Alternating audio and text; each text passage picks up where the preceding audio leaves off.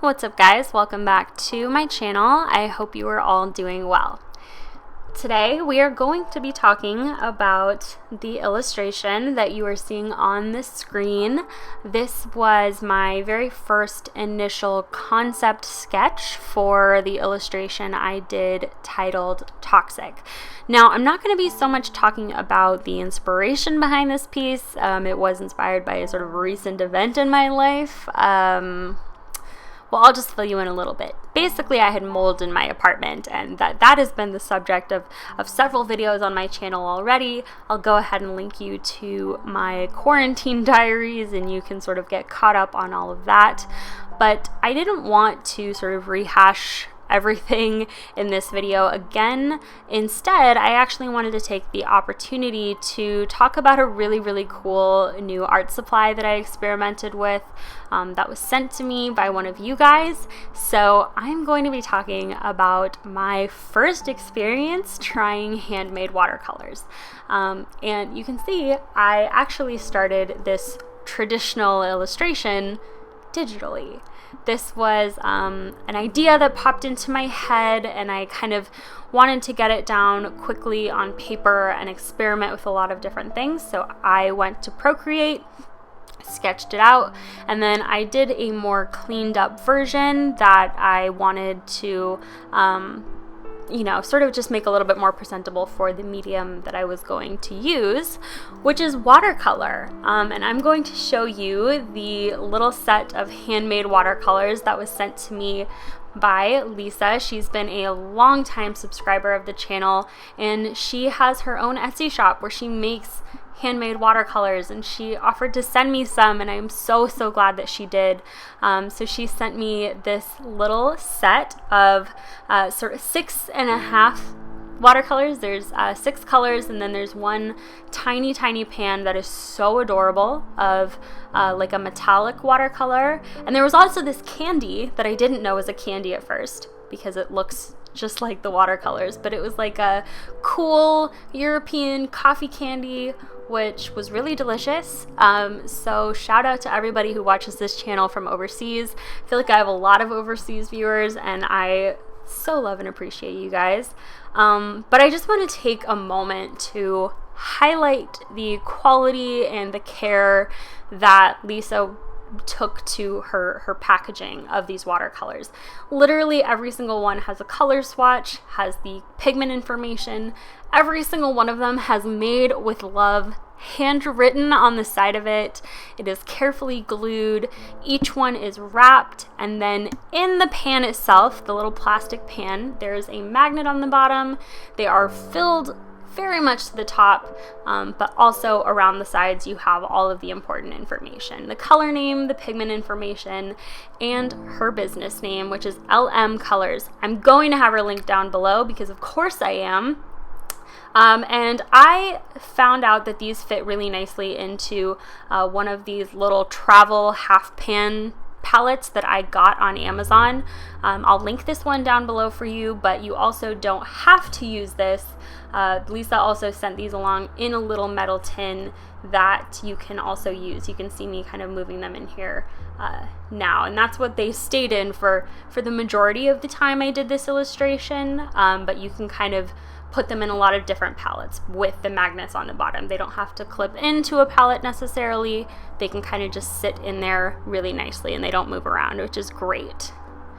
So you can see I'm swatching the colors here. I feel like I am maybe a little bit horrible at swatching watercolor, but this is how I've always done it, so this is how I'm gonna do it now. And I love the colors Lisa chose. I don't believe this is like a pre-made palette. I think she kind of picked colors that she thought I would like and that I would use, and boy did she get it spot on. First of all, there are 3 beautiful primary colors in here, and that beautiful orangey red is titled Helios, which I love because that is the name of one of my original characters, and it is such a striking color. Paired with that golden yellow and that brown hedgehog. What a cute name. I just love the warmth in this palette, but it can also go really cool which is why it was sort of the primary palette I ended up using for this illustration. I did use a little bit of my Winsor & Newton Cotman watercolor just here and there, but I actually really found myself going for the LM Colors palette because I just loved the colors and I felt like they just mixed really well.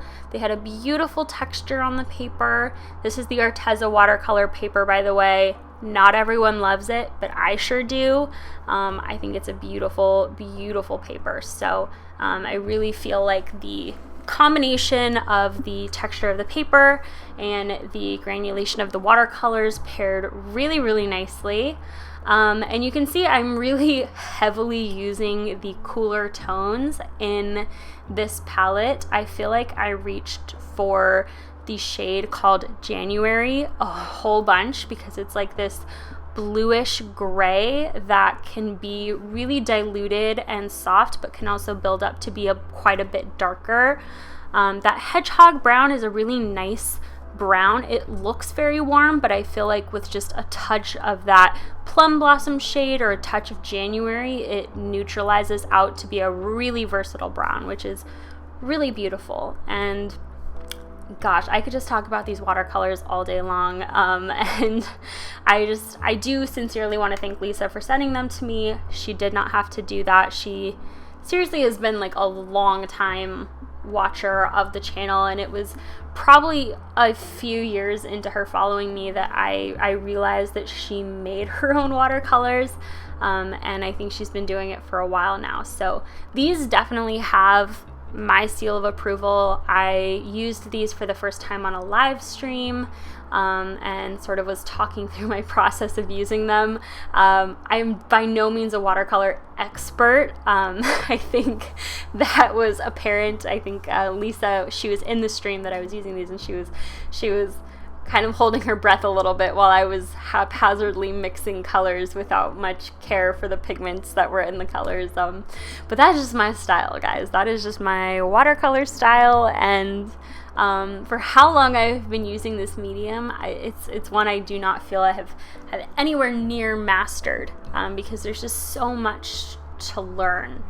And the mix of that January color especially was what solidified me using this palette for this illustration, because it was the exact color, I kid you not, of the mold on my walls in my apartment. And that might sound so gross, but it's a beautiful color when you want to see it. You don't necessarily want to see it in the walls in your house, but it was such a stunning color, and I mixed it with a few other things. Like I think I threw in a little bit of the yellow ochre, but it just made such a beautiful kind of smoky greenish gray, and that basically was just the icing on the cake for this illustration. Like I don't know what else to say. I loved these colors so much. They were so fun to use, easy to use. I feel like even if you are a beginner at watercolors, this would be a really cool way to start out, just to get 6 pans of colors that you can experiment with and have fun with. It really tests your color theory. It challenges you to mix colors instead of having them in a ready-made palette, which I think is a great experience for any watercolor artist.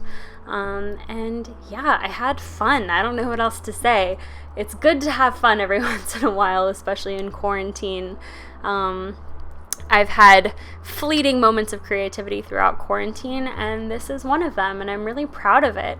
It's kind of creepy, it's kind of cold and eerie looking, but beautiful in all the right ways. So yeah, thank you again, Lisa. I'm going to have her Etsy shop information linked down below, as well as her shop Instagram and her personal Instagram, because she is also a fellow artist, and you should go support her. She's wonderful. And yeah, I hope you guys like seeing the process for this illustration and listening to me drone on and on about how much I loved these watercolors. I hope you all are surviving your quarantine still, and that you are finding ways to be creative and do some fun and exciting things while you are stuck inside. I want to give you all my thoughts and wish you all the best, and I will see you on the internet. Bye!